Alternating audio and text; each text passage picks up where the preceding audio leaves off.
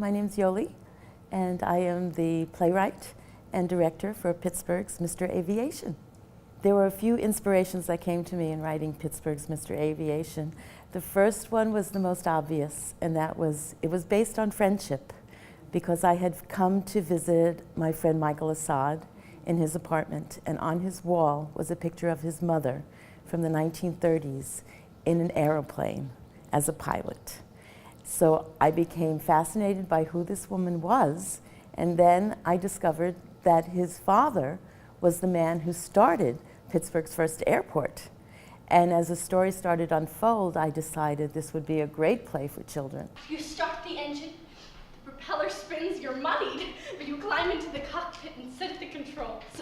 You press down on the pedal and you start moving. You're rolling along the field over bumps, picking up speed.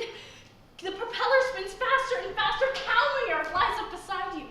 Suddenly you feel the motion of lifting off the ground. The story is really the story of Clifford Ball. It begins in 1903, when Clifford Ball was out in a field and he saw something in the sky. And it ended up to be a lady balloonist, a woman named Madame Zeno, who of course I had to put in the play because she is such an interesting character. So she spins on stage, does a cartwheel, and there she is. That is when Clifford Ball became what he said later as air-minded. And Madame Zeno would give him a quarter every time he would pick up her parachute.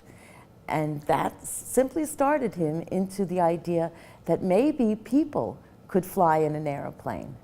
And so after the war, after he got his car dealership, he went to the bank and borrowed some money and got a plot of land to make as a runway for barnstormers. Do you realize what we're talking about, buddy? I realize it, my friend. Pittsburgh is about to have its first aeroport. We have the Poco, we have the Charleston, we have an interactive wall as our set that lights up where drawers come out, where propellers spin. So we have lots of color, we have beautiful period costumes, we have interesting props that are taken from the wall and used as actors play, and it's just like darling set. Because the play is historical and biographical, we do use projections in the play. And these are some of the photographs that were sent to me by Barbara Ewing, who is the daughter of Clifford Ball.